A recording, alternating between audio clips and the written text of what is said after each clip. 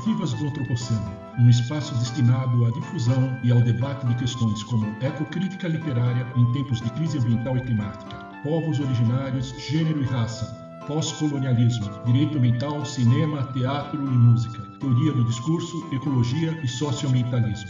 Narrativas do Antropoceno é produzido e apresentado por Guilherme Purvin, especialmente para a revista PUB Diálogos Interdisciplinares. Eu e a amiga Sheila Pitombeira vamos hoje iniciar uma entrevista com o professor Alaor Café Alves, procurador do Estado de São Paulo aposentado e professor de Filosofia de Direito da Universidade de São Paulo. Alaor Café Alves é associado do Instituto Brasileiro de Advocacia Pública. Graduou-se em Direito pela USP em 1963, ano em que foi eleito vereador por Santo André. Foi também secretário do Meio Ambiente do Estado de São Paulo nos anos 90, governo Fleury Filho. Concluiu o seu mestrado em Direito pela USP em 1979, doutorado em 1986 e livre docência em 1996, sempre pela mesma universidade. Professor associado da USP, aposentado, foi também professor da Escola Superior do Ministério Público do Estado de São Paulo, do módulo Centro Universitário da Pontifícia Universidade Católica de São Paulo e foi também coordenador do curso de Direito das Faculdades de Campinas, FACAMP.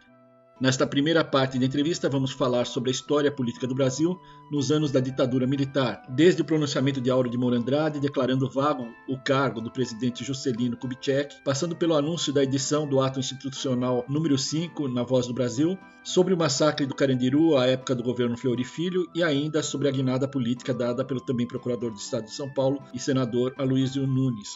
O tema central deste episódio será a introdução do conceito de regiões metropolitanas no Brasil, matéria com a qual o professor Alaor esteve sempre diretamente envolvido.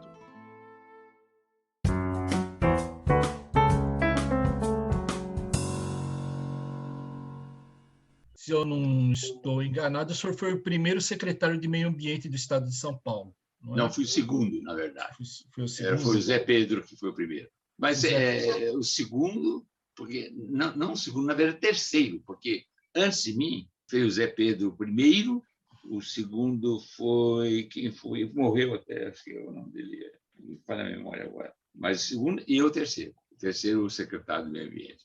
Já com o nome Secretaria do Meio Ambiente? Já tinha uma estrutura, já tinha uma estrutura da Secretaria do Meio Ambiente, e aí, quando tomei posse, a Secretaria já tinha era grandiosa, bem grande naquela época, bem grande, né? E aí foi assim que as coisas aconteceram. A secretaria foi na época na verdade, lembra da Eco 92? Sim. Na época, era 91, 92. E eu fui o secretário da Eco 92. Que nós queríamos puxar para o São Paulo, mas no final ela ficou lá no Rio, a Eco 92. E nós, então, tivemos que fazer todo um trabalho de implantação das questões e assuntos da questão ambiental paulista, São Paulo, né? E levar para o Rio. Então, foi uma época bem conturbada, na verdade. Mesmo na questão ambiental, era bastante agitada, mais do que hoje, eu diria até. Foi na época do governo do Fleury, não sei se você está lembrado. Sim. Faz um bom tempo, foi 30 anos, né? 30 anos. E depois entrou o Covas, né? Isso, depois foi o Covas, exatamente. E foi uma época conturbada, né? Inclusive, terminou com um problema sério na questão da segurança pública, não sei se você se lembra. Sim, dos 111 presos. Isso, 111 mortos no Carandiru, né? Que foi eternizada na música do Caetano e do Gilberto Gil, né? Os cantores da época, né? O episódio a que o professor Alaor Café Alves se refere, ocorrido em 2 de outubro de 1992, está relacionado à fundação do Instituto Brasileiro de Ciências Criminais, que tanto influenciou a criação do Instituto Brasileiro de Advocacia Pública, pouco menos de 2 anos mais tarde. Alberto Zacarias Toron, no artigo Os Pais Fundadores do IBCCRIM, o Massacre do Carandiru e a Produção de Conhecimento, publicado no Boletim 298 do IBCCRIM, de setembro de 2017, lembra: O que funcionou como uma espécie de catalisador na fundação do IBCCRIM e precipitou sua fundação foi mesmo o massacre do Carandiru. A rebelião teve início com uma briga de presos no pavilhão 9 da casa de detenção. A intervenção da polícia militar, liderada pelo coronel Ubiratã Guimarães, de triste memória, tinha como justificativa acalmar a rebelião no local. Só que os PMs, rota inclusive, levaram gasolina para apagar o incêndio. Com metralhadoras, atiraram e mataram muitos presos. Dizem que muito mais do que 111. A brutalidade e a covardia da ação policial militar contra os presos, sob a guarda do Estado, deram um empurrão final para a fundação do IBCCRIM em 14 de outubro de 1992, ou seja, 12 dias após a ocorrência do massacre.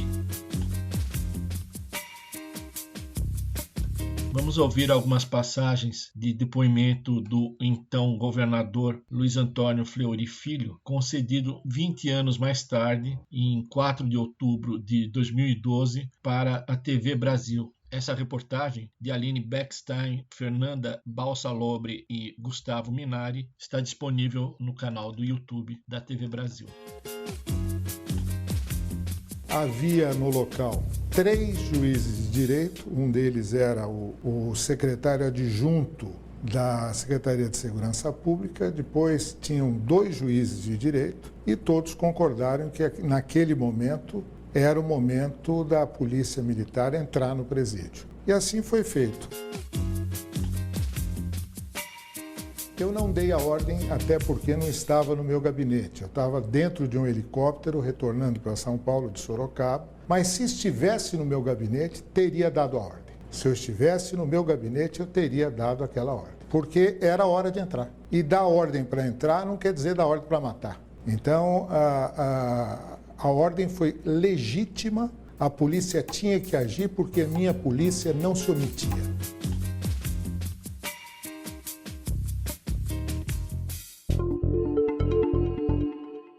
Nessa época, a Rio 92 já tinham se passado 20 anos dos pronunciamentos do Brasil em Estocolmo, quando o Brasil liderou o grupo dos países em desenvolvimento e acusava, inclusive, os países ricos de tentarem frear o acesso ao desenvolvimento. Exatamente. Era um período aqui pelo menos, tinha mais do que hoje, uma conscientização do problema do subdesenvolvimento e uma agitação no meio ambiente, inclusive, tomando consciência, naquele momento, que é o momento inicial, praticamente 72, né? Por aí, nesse período, tomando consciência da situação ambiental, que antes ela tinha uma implicação mais urbana e não ambiental. Depois é que o ambiental toma conta e, até pelo contrário, ele obscurece as questões urbanas mais tarde. Mas foi um período bastante interessante, porque fazia uma ligação muito clara entre meio ambiente e questão política, né? E não era uma questão puramente romântica, meio ambiente, né, na sua expressão puramente verde.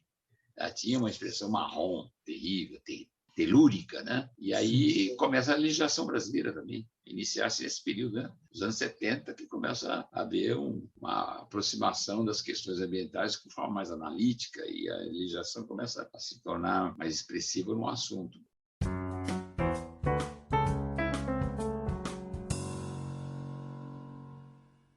Professor, como se criou em São Paulo essa conscientização sobre a problemática da questão ambiental, considerando o processo de industrialização, o Cubatão, as pressões industriais, empresarial, como conseguiu se trabalhar isso em São Paulo nessa época?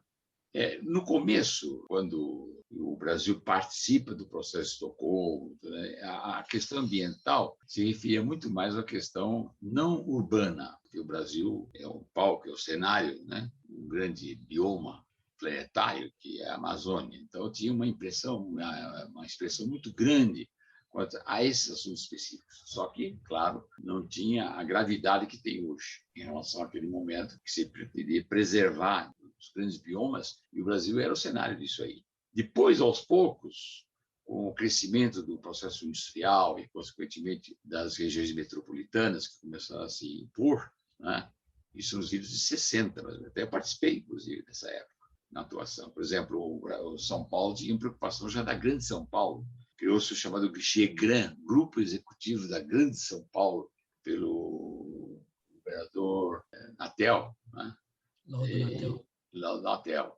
E aí houve a instituição na Secretaria de Planejamento dessa questão. Começa a haver, então, o afloramento das questões metropolitanas, portanto, concentrações metropolitanas, que no Brasil, fundamentalmente, era São Paulo e o Rio de Janeiro. Depois aquilo foi acrescentando, foi criando, foi crescendo, né? Desenvolvendo toda uma consciência de que as concentrações urbanas eram importantes na consideração do meio ambiente. E você colocou bem a questão do Cubatão, por exemplo, que era realmente um desastre, né, na época. Era praticamente uma das cidades mais poluídas do mundo, em função das circunstâncias de que Cubatão era, digamos, parte da refinaria do Brasil. E ali era terrível aquela questão. A dimensão mais abrangente, mais profunda, mais verticalizada estava nos grandes aglomerados humanos, especialmente representados pelas regiões metropolitanas. Tanto que já nos anos 70, 72, 73, começa a haver, depois de 60, né, começa a haver já uma movimentação de institucionalizar as regiões metropolitanas, que no começo eram 9 apenas. Até incluir uma região metropolitana que nem era a região metropolitana, que era Belém. Tinha 2 municípios apenas, Belém e Ananindeua. Imagina você, região metropolitana. Ali podia fazer uma associação entre os municípios e resolver os problemas, né, locais. Já São Paulo, não. São Paulo já tinha 37 municípios. Já envolvia um conglomerado bastante extenso e intenso. E era a representação praticamente do PIB brasileiro. São Paulo era uma expressão muito grande da época, né? Daí, é claro, questões ambientais começam a instalar aqui, especialmente relacionadas com os problemas urbanos, entre os quais, fundamentalmente, o problema da água, né? A questão dos esgotos, questões relacionadas com a poluição atmosférica, porque a concentração veicular aqui na São Paulo era muito maior do que qualquer parte do país, né? Então, nós tivemos a oportunidade de, digamos, presenciar esse processo. E aí também a formação minha acadêmica também está ligada a esse processo todo, né? Em que eu me preocupava muito com o lado político, com o lado econômico, né? E o social, que era muito severo nessa época também, né? Porque as diferenças do Brasil são muito antigas, né? E eu me preocupava muito com isso. Como eu era de uma linha de visão crítica da sociedade, especialmente de visão marxista da sociedade, já na época, porque eu sou um lutador dessa linha desde 1963, 62, na faculdade. Eu fiz a faculdade e terminei em 63. Em 64 eu já era vereador de Santo André, porque eu participava já da política, pelo Partido Socialista Brasileiro, com a ajuda lá dos metalúrgicos de Santo André. E eu já era vereador. Tanto que eu sofri o impacto do golpe de 64, né? Que em março de 64, dia 31 de março, na verdade foi dia 1º de abril, deixe evitar essa data para evitar a jocosidade, porque é o dia da mentira. Então fizeram o dia 31. E aí eu fui, enfim, convidado a sair da vereança. O senhor presidente da República deixou a sede do governo, deixou a nação acéfala.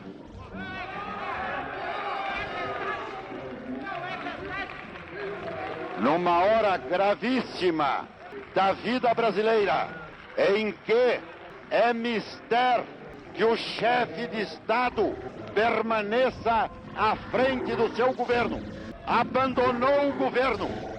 E esta comunicação faço ao Congresso Nacional. Esta cefalia configura a necessidade do Congresso Nacional como poder civil imediatamente tomar a atitude que lhe cabe nos termos da Constituição brasileira para o fim de restaurar nesta pátria conturbada a autoridade do governo e a existência de governo. Não podemos permitir que o Brasil fique sem governo abandonado. Há sob a nossa responsabilidade a população do Brasil, o povo, a ordem. Assim sendo, declaro vaga a presidência da República.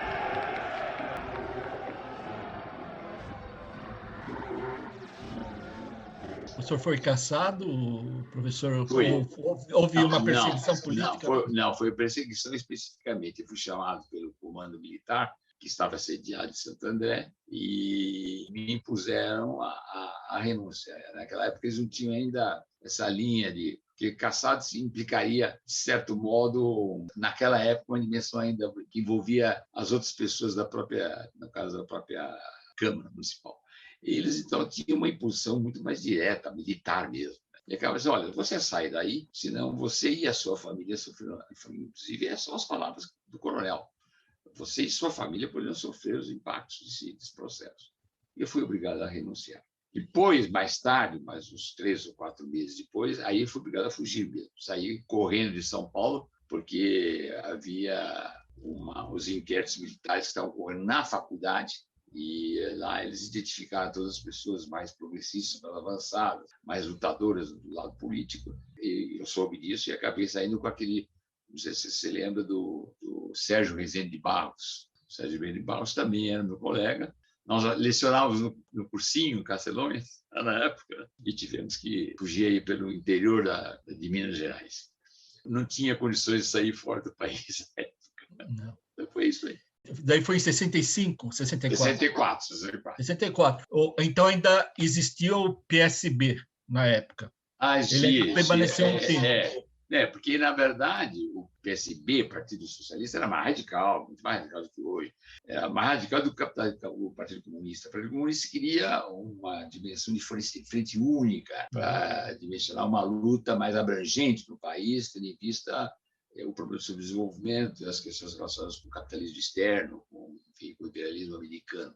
Então, nós, do Partido Comunista, acabamos tendo uma visão diferente do Partido Socialista. Só que o Partido Socialista brasileiro era partido ainda aceito legalmente. Então, a única forma é que o Partido Comunista, para poder se infiltrar nesse processo eleitoral, tinha que utilizar dos partidos oficiais para poder ter essa possibilidade de penetrar nas assembleias, nos congressos. E na Câmara Municipal fui eu pelo PSB. Porém, era ligado fundamentalmente ao Partido Comunista. Eu me lembro perfeitamente desse período bem conturbado, bem interessante também. Uma luta social.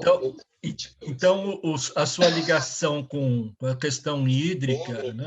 O senhor tendo sido vereador lá na região do ABC, o senhor conheceu bem o processo de ocupação das áreas de mananciais, né? Das cabeceiras. Sim, mas vou te contar, nesta época era 64, ainda não havia muita consciência a respeito dessa dimensão das bacias hidrográficas. Não havia claro, uma operação e operadora na época, tá certo? Que era paulista, de São Paulo, e operava, né? Mas dentro de uma área bem limitada. E as questões de consciência política sobre a questão ambiental não havia muito claramente. Eu não era um candidato propriamente ambientalista, era um candidato dos operários, Sindicato dos Trabalhadores, especialmente dos metalúrgicos. Então, a gente tinha uma atuação política muito mais de transversar, né, a linha, digamos assim, da política da época revolucionária. Ainda havia, de certo modo, uma linha, digamos assim, romântica da Revolução. Tanto que está muito próximo daí de Cuba, né, da época, né, dos movimentos cubanos, depois mesmo chinês. Em 1964, Cuba ainda estava sob o influxo, né, da ação do Mao Tse-tung, etc. Nós tínhamos uma participação muito grande nessa linha. E eu também atuava na faculdade. Na faculdade, eu praticamente o 4º ano de Direito eu fiz pouco, porque eu era um agitador na época, né? Sim. E, então, era uma outra visão. A questão mesmo ambiental ampla, e que envolvia os detalhes referidos à questão ambiental, especialmente o problema da luta contra o desmatamento, essas coisas todas. Isso vem bem depois. Né? E a questão da água, mais depois ainda, praticamente dos final de 70, melhor ainda, eu diria final de 80, no fundo, até chegar lá na Constituição de 89, né? 88, depois de 89 aqui em São Paulo, é que começava a agitar. Tanto que nessa Constituição de 89 eu já tinha uma atuação grande, junto à Secretaria, que começou um pouquinho mais cedo, 86, 87, e eu já participava lá como procurador do Estado, na verdade, porque eu participei do GEGRAM em 68 até 73, 72, mais ou menos, Depois passei para a Implaza, Empresa Metropolitana da Grande São Paulo, atuando, portanto, na situação do planejamento metropolitano. Por isso, é ali que comecei a tomar muita minha senhorear, né, a verdade, ficar mais atinente às matérias urbanas e ambientais, foi justamente no GEGRAN, né, que foi um bom tempo. Depois, na Implaza, a coisa se ampliou muito, na Empresa Metropolitana da Grande São Paulo. Aí que se criou a Secretaria dos Negócios Metropolitanos. Foi em 74, 75, por aí, 74. Aí o GEGRAN se incorporou nessa secretaria e eu passei a participar da Secretaria de Meio Ambiente, na verdade, e também na Implaza. Fiquei como funcionário da Implaza, passei a ser chefe do jurídico da Implaza um bom tempo, até os idos de 86, 87, quando eu retornei à Procuradoria do Estado. E é ali que depois houve as movimentações para me colocar como, na verdade, como secretário do Meio Ambiente, né? Porque como eu já tinha a larga experiência passada, né, na questão metropolitana, da Implaza, etc., aí, juntamente com o Aloysio Nunes, não sei se você se lembra do Aloysio Nunes, Sim. naquela época era um homem progressista, depois girou completamente. Até o José Serra já foi, né? Nossa, Não, mas o Aloysio Nunes é imperdoável essa virada. É imperdoável, mas imperdoável mesmo. A minha primeira eleição foi em 1967 para a presidência do Centro Acadêmico 11 de Agosto, da Faculdade de Direito, né? E a apuração estava transcorrendo, eu era um candidato da esquerda, um candidato contra a ditadura. Faz hoje uma semana que o presidente da Câmara dos Deputados, o deputado Eduardo Cunha, deferiu o andamento de um dos muitos pedidos de impeachment que se encontravam sob seu exame.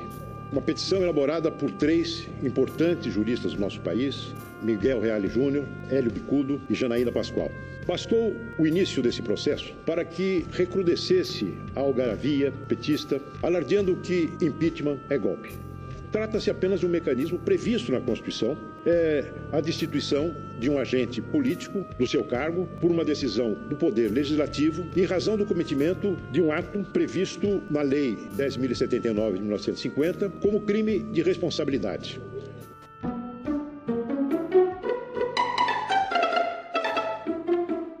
Um grupo bom, um grupo progressista avançado, que atuava junto à secretaria, junto ao metrô, na época, que estava bastante movimentado nesses assuntos. E ele mesmo foi também secretário, né? Ele foi secretário do metrô, ligado ao metrô, porque na época o metrô tinha uma secretaria específica dele. Então, ele foi secretário relacionado com os transportes metropolitanos. E aí ele começou a virar. Quer dizer, viu um lado pragmático da coisa, né? E abandonou completamente o lado, enfim, da visão utópica, realista, idealista do movimento progressista. Abandonou completamente. Eu me lembro do Nunes, quando ele veio da França, que ele se refugiou em 64. Quando eu voltei quando a coisa se pacificaram nos anos 70, 72, 72, eu passei, então, a ser professor da USP, nessa época.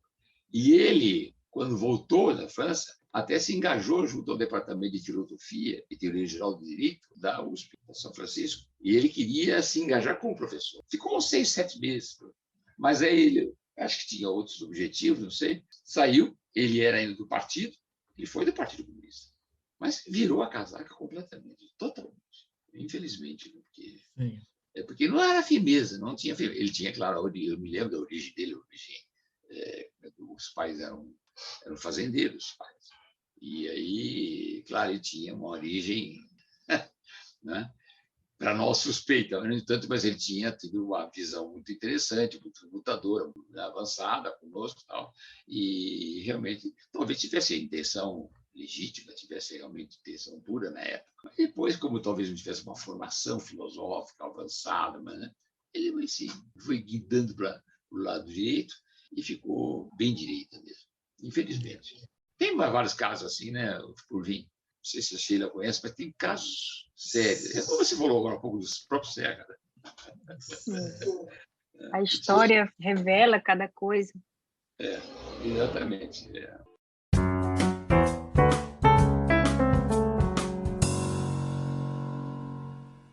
Professor, parece que, então, a estrutura administrativa do Estado de São Paulo, ante toda essa problemática, assim, ante toda a realidade industrial, todo esse contexto histórico já de riqueza do período do café e tudo, então parece que a estrutura administrativa, ela pensava de uma forma bem mais progressista e, sobretudo, já avaliando essa questão da região metropolitana e tal. Na época da ditadura, as regiões metropolitanas, elas eram, se não me falha a memória, elas eram instituídas pelo governo federal, não é? Então, esse esboço de delinear a área em si, havia uma conversa, uma conciliação? O Estado de São Paulo chegando para, vamos dizer, o Ministério do Interior da época? Olha, o que aconteceu, basicamente, é que, realmente, as questões urbanas no Brasil se tornaram realmente problemáticas em função exatamente da concentração urbana, que é uma coisa espontânea, né, ligada evidentemente a um início de um processo de industrialização razoável, que não deu continuidade, como você sabe, né? Isso depois foi sucateado como a indústria do país. Mas, na época, não. Na época tinha já uma dimensão mais articulada para efeito de fazer com que houvesse um desenvolvimento industrial mais consistente, especialmente em São Paulo. São Paulo era continua sendo hoje o carro-chefe, né, do país, na época, especialmente com a indução industrial. E é claro que isso implicaria e implicou realmente um desenvolvimento urbano muito mais intenso e muito acelerado, além da capacidade de adaptação que o Estado teria nesse momento. Essa era a dificuldade enorme do Estado, porque era um Estado agrário antes e passa a ser cada vez mais aquele Estado que precisava lidar com as questões não agrárias, lidar com as consequências da industrialização e com o início de um processo de, digamos assim, de universalização capital. Isto é, de globalização. Estava iniciando esse processo. E São Paulo era realmente crítico, porque as questões da aglomeração urbana de São Paulo estavam enfrentando problemas gravíssimos, especialmente em relação ao esgoto, especialmente nisso. A água, que aqui a água é muito escassa. Você vê, o Rio Tietê é um riacho. Se você comparar com o Tâmisa, em Londres, né? Ou até mesmo o rio lá do Portugal, né? O Tejo, que é um rio, eu visitei, inclusive, maravilhoso, grande, não se compara, é um riacho. E aí as indústrias estavam se implantando nas margens aí do rio, especialmente aqui na Grande São Paulo, nesse período, e o rio é peculiar, porque ele não cai para o mar aqui em São Paulo, ao contrário, ele nasce na Grande São Paulo e vai para o interior, é um rio peculiar. Ele desce São Paulo e vai até o Paraná. Paranapanema. Então, aí eles aguam as águas para lá. E o resultado é que o rio é muito pequeno, inicialmente aqui, esse nicho muito, digamos assim, escasso de água, e, ao mesmo tempo, uma região metropolitana, uma das maiores do mundo. E já só o conflito desse processo. E a industrialização aqui estava a pleno vapor. E as implantações das indústrias, a implantação das indústrias aqui em São Paulo eram expressivas, muito expressivas. Comparando o PIB de São Paulo, da Grande São Paulo, com o PIB nacional, era expressivo demais. Aí, claro, de certo modo, houve uma sensibilidade quanto a esse aspecto, não que tivesse uma visão abrangente, clara, digamos, progressista, de certo modo, mas muito mais como resposta aos grandes problemas que estavam surgindo aqui.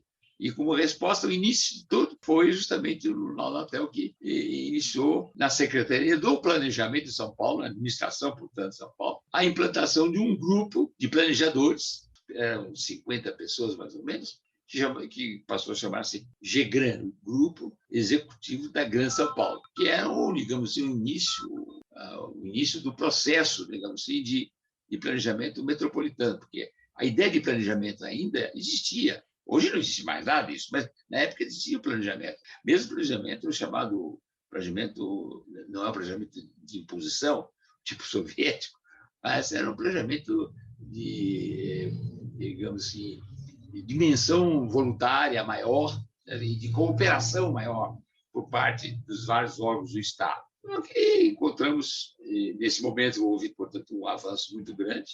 Só que aí, justamente com a criação em 68, foi em 68 a criação, aí veio o ato de 68, não, foi em 67 que foi criado. E no final de 68, se não me engano, 69, veio o ato o AI-5, que aí tornou a ditadura mais profunda, mais radical, mais grave.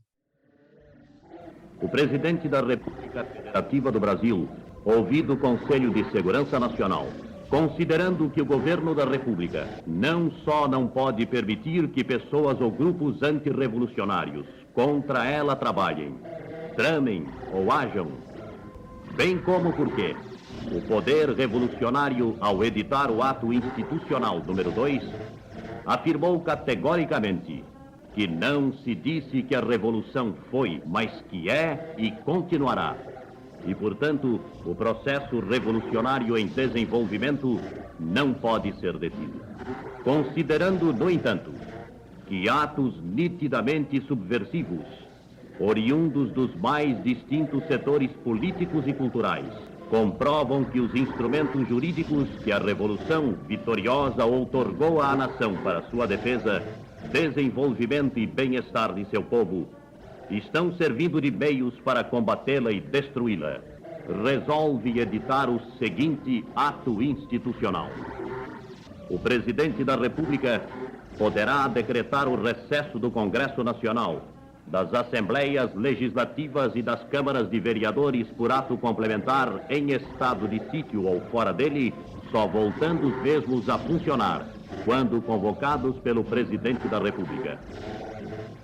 Decretado o recesso parlamentar, o Poder Executivo correspondente fica autorizado a legislar em todas as matérias previstas na Constituição ou na Lei Orgânica dos Municípios.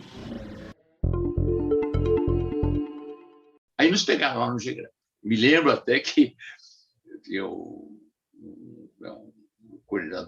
dos coordenadores do grupo executivo tinha relações com o Nadir Marcondes, que era o secretário do planejamento, e que viram que todas aquelas pessoas no GEGRAM eram praticamente, grande parte, né, jovens, na verdade, saídos das faculdades de direito, não só direito, especialmente na FAO, o pessoal todo ligado ao urbanismo. Aqui, lembra até do Zarati nessa época, que tem uma expressão muito grande. E, na verdade, esse pessoal todos eram técnicos, né, que estavam praticamente se desenvolvendo, tomando conhecimento e consciência das questões metropolitanas, que não havia nenhum dado, não havia nada. Começamos a criar bases de dados a respeito desses assuntos urbanos pela primeira vez no país inteiro. Isso aconteceu no GEGRAM, no Grupo Executivo da Grande São Paulo, em que se começou a equacionar, ou tentar equacionar questões para solucionar problemáticas muito sérias. Aí se percebeu que os municípios, cada um deles tinha a sua atuação singular, separada. Era preciso haver uma união, uma coordenação articulada entre as administrações municipais e a de São Paulo. Percebia-se claramente que os problemas urbanos não podiam ser solucionados somente na dimensão local ou municipal. Pela primeira vez, começa a ter consciência de que as questões metropolitanas, envolvendo uma multiplicidade enorme de autonomias municipais, tinham que se coordenar, se articular com um nível superior que seria o Estado. Aí se percebe que o Estado também tem que ter preocupações urbanas. Não havia antes isso. O Estado então toma pé de que realmente era preciso uma coordenação, uma articulação mais abrangente dos municípios integrantes da região metropolitana, e somente com um poder de nível superior ao dos municípios. Foi aí que começou, então, todo o processo de conscientização política, técnica também, e econômica, para não dizer também social. Mas por aí é que se vai desenvolvendo a conscientização. Portanto, essa administração, ela foi digamos assim, tomando consciência, aos poucos, progressivamente, no próprio terreno da história e das circunstâncias que ocorreram na época. Você veia, ao mesmo tempo, nessa época, nós tínhamos intermediariamente a questão, ou a incidência, né, dos fatores políticos muito sérios. Aí vem o fato de que, justamente com o AI-5, etc., a concentração de poder no país era muito grande. E, neste caso, nem os governadores eles eram independentes, não tinham autonomia. os municípios das capitais eram, inclusive, indicados pelo poder central. Então, aí, claro, a região metropolitana não podia ser assunto singularmente do Estado. Era, portanto, uma concentração de poder muito forte. Por isso que a criação das regiões metropolitanas teve como início legislativo, inclusive, nacional. Não foi nem local e nem regional, mas foi nacional, mas concentrando tudo. O Estado pouco tinha a fazer, praticamente. Deu-se ao Estado o poder de articular os municípios, mas o próprio Estado não tinha o poder de decisão plena sobre a região metropolitana. Então, aí foram criadas as 9 regiões metropolitanas. Uma delas foi pouco posterior, que foi do Rio de Janeiro, porque na época tinha o Estado da Guanabara. O Estado da Guanabara era a cidade do Rio de Janeiro. E, ao mesmo tempo, o Rio de Janeiro era outro Estado. Não se sabia o que fazer com uma região metropolitana que envolvesse mais de um Estado, que seria o da Guanabara e do Rio de Janeiro. Então, essa legislação veio um ano e pouco depois, para poder articular 2 estados, além dos municípios envolvidos. Aconteceu isso mais ou menos também mais tarde, né? Lá no Distrito Federal, porque o Distrito Federal também é um estado-município, na verdade. Então, esses problemas todos implicavam que a concentração política da época determinava a concentração também do sistema de planejamento metropolitano, que não tinha poder propriamente do Estado, a não ser quando, por exemplo, só para ter uma ideia, os municípios não tinham nenhuma decisão, eles faziam uma espécie de comunidade, admitiu-se na lei, acho que qual é o nome da lei, uma lei complementar federal, determinava que os municípios participassem como uma espécie de conselho, mas não tinham nenhuma decisão a respeito. O único que mais decidia seria o próprio Estado, mas isso sempre sob a tutela da União, desde que poder centralizado.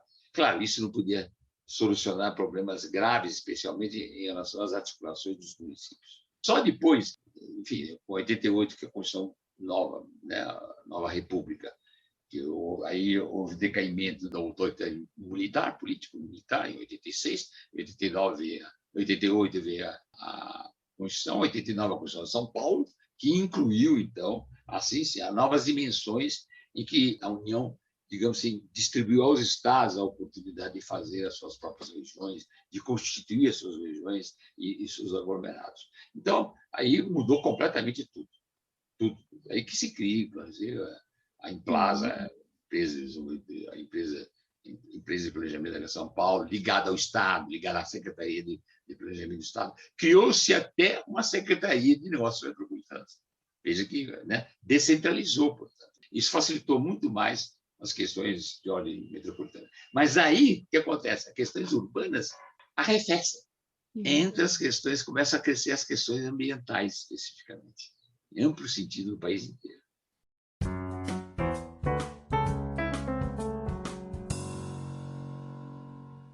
Na reestruturação do chamado novo Marco Legal de Saneamento, a lei que modificou a Lei de Saneamento de 2007, a Lei 14.026, agora do ano passado, ela estabelece que, se os estados não criarem as suas micro-regiões ou regiões de saneamento, a União vai fazer isso, vai se adonar desse direito, como outrora, no período nos anos 70, como no período da ditadura militar.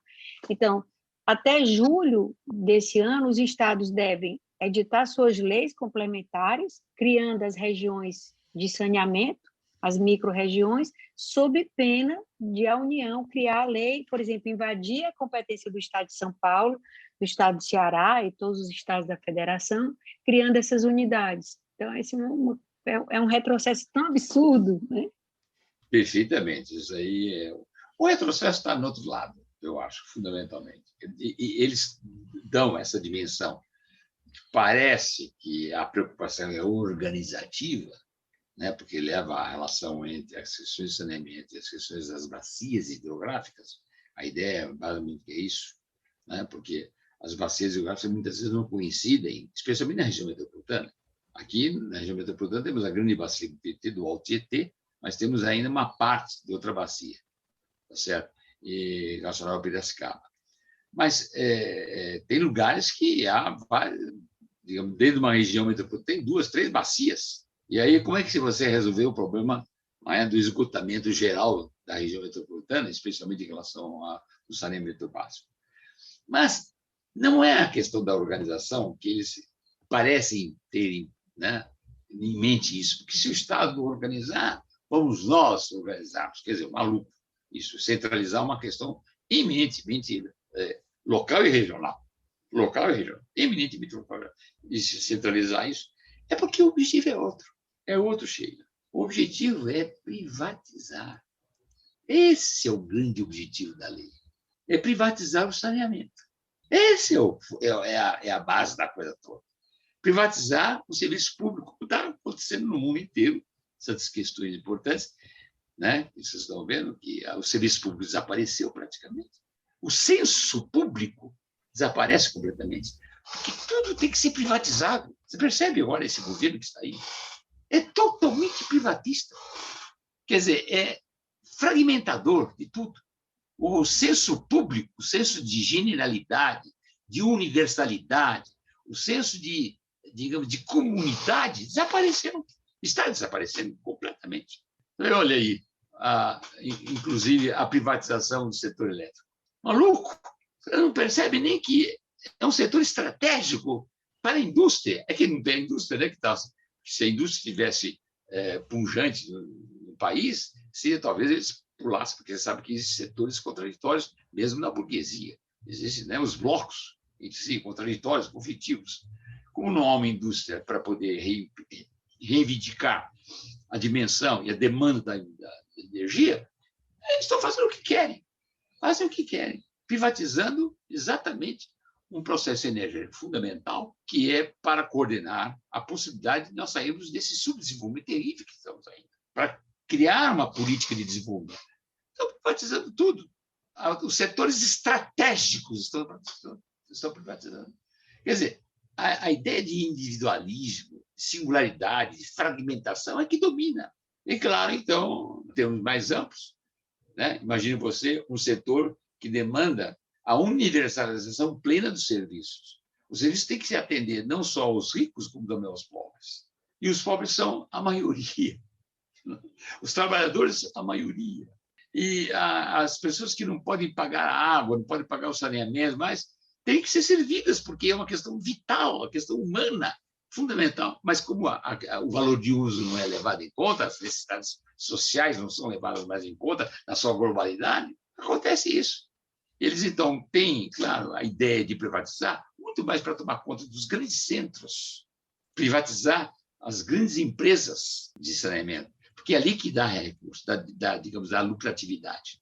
Porque, do outro lado, você vê, grande parte de São Paulo teria que ser provida sem poder ter o quê? O retorno. O retorno tem que ser coberto, na verdade, é por uma companhia que possa explorar o saneamento em áreas mais vantajosas, para fazer, através de subsídios cruzados, chama-se subsídios cruzados, fazer com que parte dos recursos que venham dessas áreas mais lucrativas passa para serem aplicados em áreas menos lucrativas. Mas tudo no saneamento. Mas não é assim que se quer. Quer dizer, faz-se remédios, não, vocês precisam universalizar o serviço e a necessidade social tem que ser provida, mas isso choca com a estrutura do sistema, que é fundamentalmente de lucratividade, a acumulação do capital. Então, obviamente, isso não vai dar certo. Pode estar certo, não vai dar certo.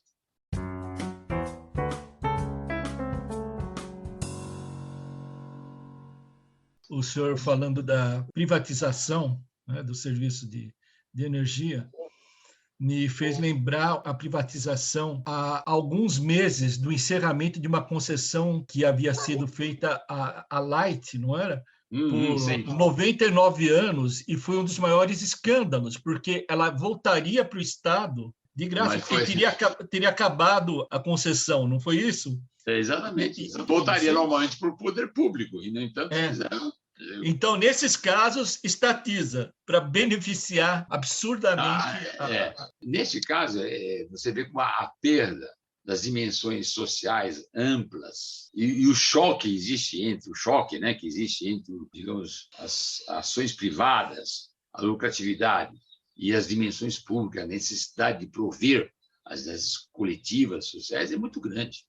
Eu vou dar um exemplo interessante, que aconteceu na minha época como secretário do Meio Ambiente. Eu me lembro que, você sabe que o Rio Tietê ele, em parte, ele é revertido para formar a base do rio Pinheiros, porque o Pinheiros alimenta com água a Billings. E a Billings foi constituída em 1927 para prover a queda na Serra ali de Santos, né, a fim de produzir energia elétrica. A ideia é, portanto, fazer com que houvesse mais volume de água para que houvesse a produção de energia elétrica, a fim de prover também de energia à Grande São Paulo, especialmente naquela expansão industrial que estava havendo nos idos de 30.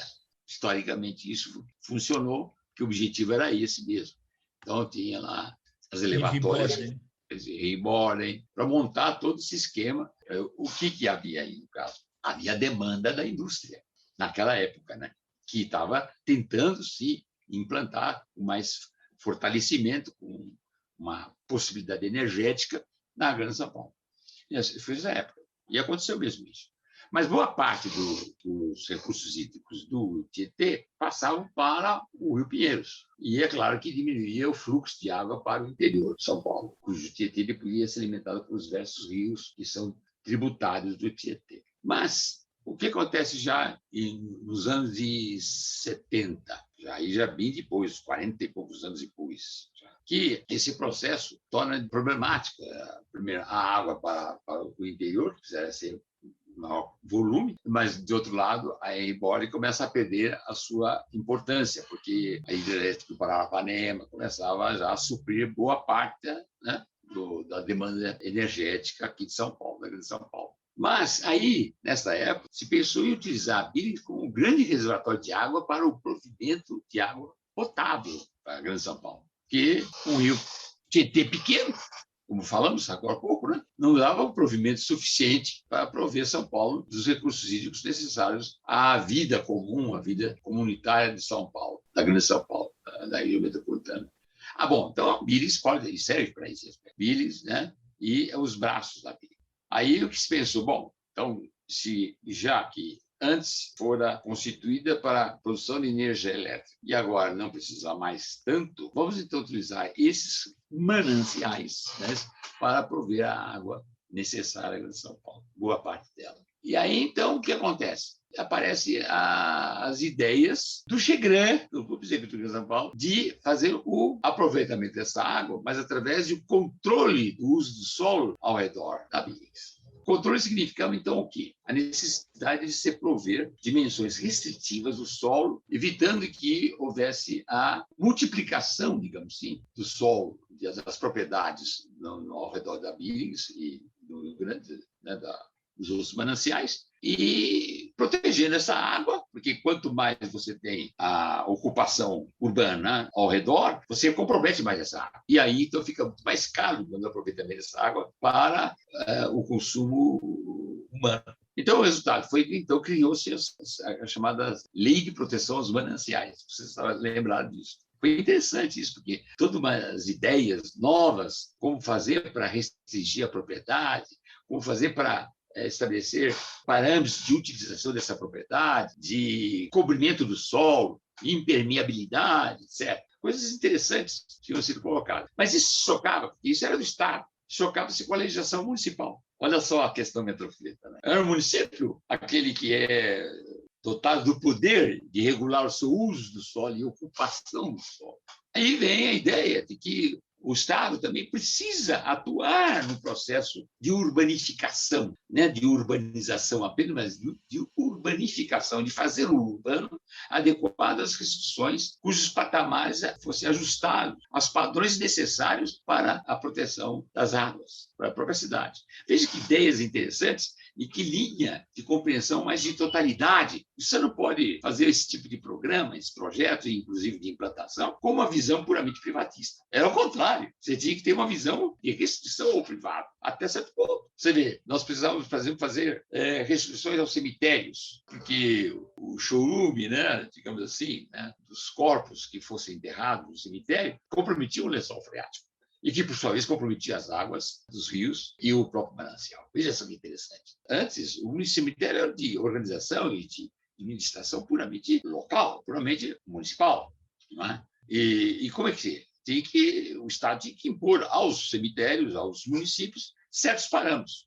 Aí, então, nós, no plano jurídico, tínhamos que compor uma situação de irmandade da legislação nova, urbanística estadual e municipal. E o Estado só podia entrar nesse processo se houvesse a conscrição metropolitana imposta pelo próprio Estado, demandada pelo Estado. Então, o Estado teria que ganhar novos poderes, especificamente, para poder, de certo modo, interferir numa legislação local ou municipal. Daí a necessidade da reunião dos municípios para decidir a respeito desses assuntos. Daí, é claro, o grupo de municípios formando, portanto, a chamada administração metropolitana ou a governabilidade metropolitana, que tinha que admitir todos os municípios envolvidos e decidido a respeito. Era uma coisa nova completamente. Os municípios eram autônomos, não tinham nada a ver com o regional ou com o município vizinho, a não ser uma coisa ou outra que faziam composições ou acordos singulares, mas acordos urbanos, que a totalidade só podia ser através de planos diferentes, Estado e municípios, mas articulados entre si, segundo uma dimensão institucional nova, completamente nova, que não existia.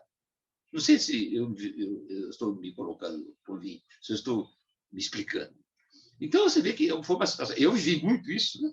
Eu vivi na carne isso. Eu participei do processo de elaboração dessas questões todas, né? Durante todo esse período. Quer dizer, é uma inovação institucional, administrativa, como a Sheila estava pedindo a respeito de como a administração vai exigindo situações novas, mas dependendo, claro, de uma escala de compreensão também nova, que era dessa turma muito boa, que hoje não existe mais, é completamente diferente.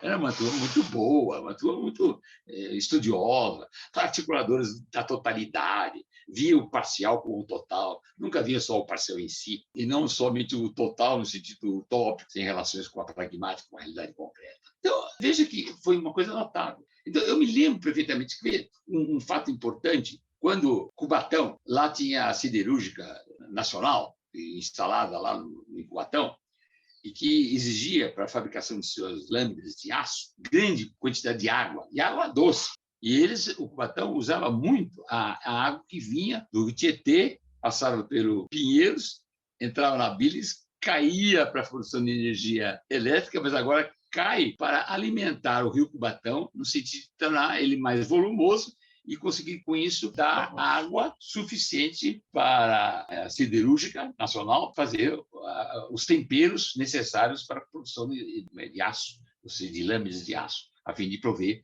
a indústria automobilística e assim por diante. Veja que, olha a relação, a articulação de tudo isso.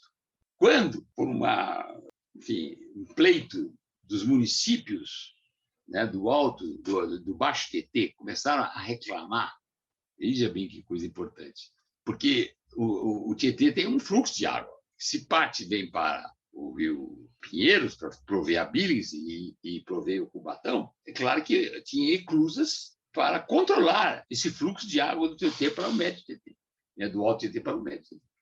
Quando houve o problema da questão da poluição dos mananciais, e eu me lembro muito bem, houve o pleito, certo isso? O pleito de segurar um pouco mais a água, Tietê, e dar para o Rio Pinheiros e, consequentemente, ampliar a Billings, melhorando as condições de potabilidade da água da Billings. Mas, com isso, haveria ter mais água lá para o Cubatão e operação mais adequada por parte da Siderúrgica Nacional lá embaixo, em Cubatão. Só que, com isso, houve prejuízo do Médio Tietê. O Médio Tietê começou a gritar. Todos os municípios do Médio Tietê começaram, não ter água. A água é necessária para nós. Houve toda uma série de pleitos, etc., em que o governador, então, foi obrigado a fazer o contrário. Então, começou a deixar fluir mais a água para o Médio Tietê, provendo, portanto, olha só o político envolvido na questão ambiental e na questão de... Isso é importante. As decisões, né, que atuavam sobre a situação.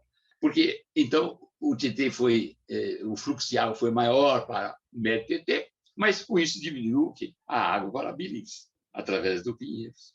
E com isso diminuiu o quê? A vazão de águas para o Cubatão. O que aconteceu? Nossa! Aí o que aconteceu foi o seguinte, lá no Rio Cubatão, com menos fluxo de água doce, né, que vinha do Tietê, tá certo? Com menos fluxo, o que acontece? A cunha salina do mar entrou pelo Rio Cubatão. E quando a cunha salina do mar entrou porque havia menos volume de água doce, prejudicava a produção de aço da siderurgia nacional. Aí é o contrário. Aí veio a indústria reclamando. Não é possível, vocês estão prejudicando, não podemos produzir tanto quanto produzimos. E havia um problema de comprometimento dessa produção do aço, e isso vai comprometer toda a indústria nacional, especialmente aquela que exige essa matéria-prima. E essa foi uma briga danada, complicada.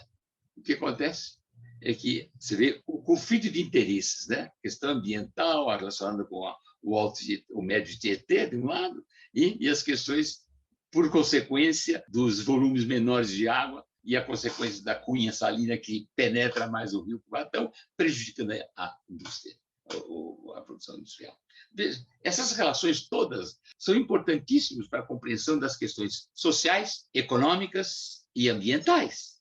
Não é? Sociais, econômicas e políticas, certamente, porque elas se infiltram em todos os meandros dessa situação.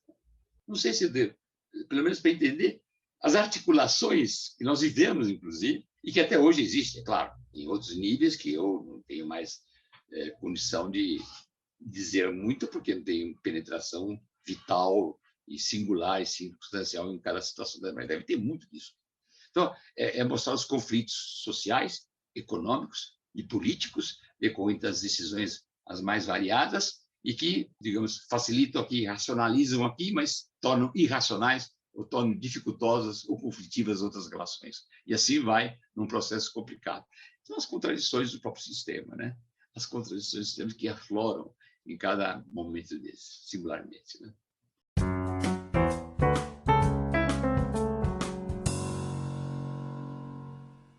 Estas lições magistrais do professor Alaor Café Alves sobre políticas públicas e meio ambiente prosseguirão no próximo episódio de Narrativas do Antropoceno. Narrativas do Antropoceno é um podcast criado, produzido e apresentado por Guilherme Porfim, especialmente para a revista PUB. Conheça o blog da revista PUB acessando www.revista-pub.org.